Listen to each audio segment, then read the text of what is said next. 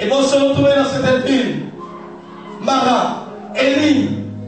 Mais après cela, ils vont se retrouver dans le désert de Sin. Après le désert de Sin, ils vont se retrouver à Rephidim. Après Rephidim, ils vont se retrouver dans le désert du Sinaï. Souvent, quand on quitte le monde, puisque l'Égypte à ce niveau symbolise le monde. Quand on quitte le monde et qu'on arrive à l'église, on se dit, tout va réussir pour moi. Tout va aller pour moi. Parce que je suis dans l'église, ce n'est pas normal que je souffre. Ce n'est pas normal que j'ai des problèmes. Mais la Bible déclare qu'étant sorti de l'Égypte, ayant traversé la mer Rouge, ils sont dans le désert. Et quand on parle du désert du Sinaï, j'ai essayé de fouiller pour voir. Et il est écrit, le désert du Sinaï était un désert sablonneux. Un désert rempli de sable et de pierre. Un désert où il n'y avait même pas de source d'eau. Un désert dans lequel le soleil battait son plein.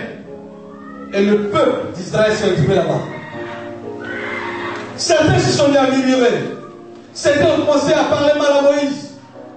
Quand il s'adresse à lui, Seigneur Moïse, pourquoi est-ce que tu nous as pas laissé là-bas en Égypte? Au moins nous avions la nourriture. Parce que dans le désert, ils avaient faim. Dans le désert, ils avaient soif. Ils disent, mais on pouvait mourir là-bas parce qu'il y a des sépulcres. Mais ici, dans le désert, il n'y a rien. Il n'y a pas d'avenir dans le désert, apparemment. Et chaque chrétien, chaque personne qui quitte le monde pour venir à Christ, il se dit, je me mets directement dans la gloire. Mais il ne sait pas qu'il y a un temps de désert dans sa vie. Et lorsque ce temps de désert arrive, tu as l'impression que tu n'as plus d'amis. Tu as l'impression que tu n'as plus de famille. Les gens qui ont préalable manger avec toi. Regardez, en Égypte, ils avaient un peu la nourriture. Mais ils entrent dans le désert, il y a même de nourriture. Dans le monde, on avait un peu la nourriture. Dans le monde, on pouvait s'acheter des pommades. Les femmes, évidemment. Dans le monde, on pouvait se permettre de s'acheter des chemises Ralph Lauren, des chemises John Foster, etc. On pouvait se permettre tout cela. Mais je suis arrivé en Christ. J'entre en Christ. On me dit que là-bas il y a la paix, là-bas il y a la liberté. Mais j'ai l'impression qu'en Christ, c'est toutes les difficultés rassemblées. Qu'est-ce qui se passe, Seigneur? Et quand on lit, on dit, arrivé dans le désert, il y avait une montagne. Lorsque nous sommes dans le désert Sinaï, il y avait une montagne au-devant d'eux. Une montagne large. Une montagne très haute. Ils ne pouvaient pas grimper la montagne de l'autre côté. Ils ne pouvaient pas non plus contourner la montagne comme si. Un obstacle majeur était là.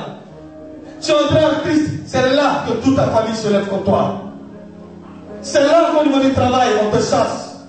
C'est là qu'on ne te voit plus même dans la maison.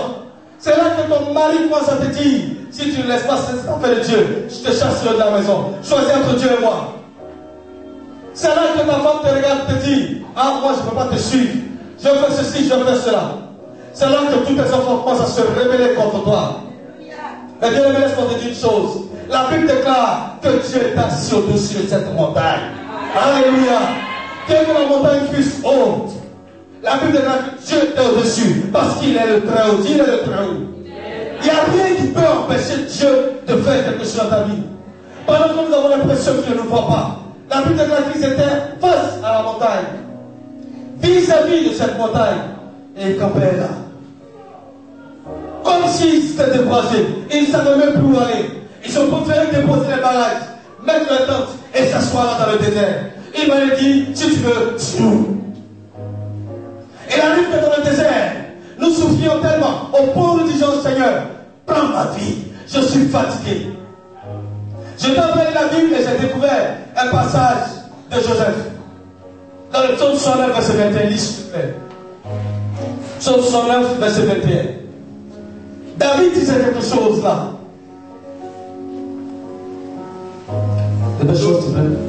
Psaume 109, verset 21. Le Père, je suis malade. J'attends de la pitié. Donc, te donner bon micro, on va préciser. J'attends de la pitié. J'attends de la pitié. Mais en vain. Mais en vain. Des consolateurs. Des consolateurs. Et je n'en trouve aucun. Et je n'en trouve aucun. Alléluia. David avait été chassé de son trône par son propre fils. David avait besoin de soutien. David avait besoin de personnes pour aller le consoler. David avait besoin de personnes pour avoir pitié de lui. Mais il dit, aucun. Aucune personne n'est venue. Mais lorsque tu es dans le désert, tes propres amis te fuient. Ta propre famille te fuit. Avant, quand tu travaillais, il venait chaque jour chez toi pour manger. Il venait chaque fois pour mettre de l'argent. Des personnes lui disent, soutiens-nous. Oh homme de Dieu, frère, soeur, soutiens-moi. À ce moment dans l'église, on te voyait comme l'or. Dans ton quartier, tu étais le tonton, la tante du quartier. C'est nous celui qui parlait tout. Mais lorsque tu tombes, bien-aimé, lorsque tu es dans le désert, plus jamais quelqu'un ne s'approche de toi. Plus jamais quelqu'un ne t'appelle tonton. Même les enfants se moquent de toi. Il y a des railleries de tout part. David dit, en ce temps-là, j'avais besoin qu'on me soutienne. Mais il n'y avait personne. Je n'ai trouvé personne. Depuis que tu es Christ, tu as l'impression que tout est à terre dans ta vie. Tu sais du travail, tu ne l'obtiens pas. Pourtant, tu as dit que le Seigneur donne. Tu veux de la promotion, tu ne la reçois pas. Pourtant, on te dit que le Seigneur donne.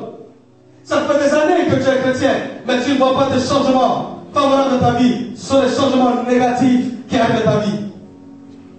Au point où tu te demandes, mais qu'est-ce que Dieu fait dans ma vie? Quand j'ai vu qu'il a dit que Dieu a assis du haut de la montagne appelant Moïse. Sûrement que les Israélites, là, cet instant précis, on peut dire, mais pourquoi ce Dieu est-il méchant? Ne me voit-il pas? Ne m'entend-il pas? Où est-il? Où est-ce que je parle mal, mais je crie mal? Seigneur, entends-moi, viens à mon secours. Mais pourquoi ne réagit-il pas? Pourquoi est-ce qu'il allait se mettre au-dessus de cette montagne pour se rendre inaccessible? Pourquoi? Il t'a arrivé de te poser des questions bien aimées. Oui, parce que le chemin de la gloire, elle est longue. Elle est longue, en fait, il est long parce que ce n'est pas facile d'y accéder. Dieu veut faire quelque chose dans ce désert. Si vous lisez très bien, vous allez vous rendre compte d'une chose. Dieu prend le temps dans le désert de te donner une éducation. Dieu prend le temps dans le désert de te former à la gloire, de te préparer à la gloire. Parce que quelqu'un qui ne va pas à la gloire, si on le met dans la gloire, il va tout détruire. Quelqu'un qui ne va pas à la gloire, imaginez-vous quelqu'un qui n'a jamais vu l'argent. Et vous lui donnez un coup de million. Et il ne saura pas ce qu'il va faire exactement avec. Il va tout jeter. Mais lorsqu'on lui apprend à gérer, lorsqu'il souffre et qu'il obtient plus tard des millions, il ne veut plus retourner à cette souffrance. Parce que la souffrance l'a éduqué. Dans ce désert, bien aimé, Dieu ne veut pas te faire du mal. Mais Dieu veut te préparer à la gloire. Dieu veut t'amener à quelqu'un qui est entré dans cette gloire. Ne le regrette jamais. Et la Bible déclare que lorsque Dieu bénit, cela n'est suivi d'aucun chagrin. Mais pour cela, il faudrait qu'il prépare notre cœur à cela. Il faudrait qu'il prépare notre esprit à cela. Il faudrait qu'il prépare chacun à cela. Quand nous lisons toujours Exode 19, verset 4, Dieu va rappeler sa fidélité. Qu'est-ce qu'il dit au verset 4?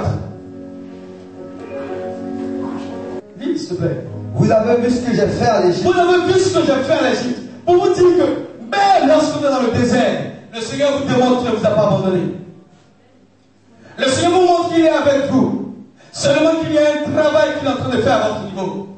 Comment est-ce que Dieu peut permettre que des gens marchent en traversant la mer? Ils n'ont pas pris de bateau. Ils ont traversé. Et après, il va les faire souffrir. Est-il méchant? Non, je ne le pense pas. Il finit de faire traverser, il les envoie dans le désert pour les instruire. Tu as besoin d'instruction de Dieu. Tu as besoin que Dieu te parle dans le désert. Tu as besoin que Dieu te communique sa vision dans le désert. Lisons un peu Nombre, le chapitre 1, à partir du verset 2. Lis le verset 2. Nombre, chapitre 1. Parce que Nombre, chapitre 1, parle des enfants d'Israël au mont Sinaï, dans le désert du Sinaï. Qu'est-ce qu'il dit? Faire le dénombrement de tout l'assemblée. Et il fait le dénombrement de tout l'assemblée. Il parle à Moïse. Selon leur famille. Amen. Ça va au verset 2. Selon les maisons de leur père, en comptant par tête les noms de tous les hommes. Alléluia. C'est dans le désert qu'il parle à Moïse. Il dit, fais le dénombrement. Dans le désert, Dieu donne l'orientation à ta vie. Il te dit exactement comment est-ce que tu dois marcher. Comment tu dois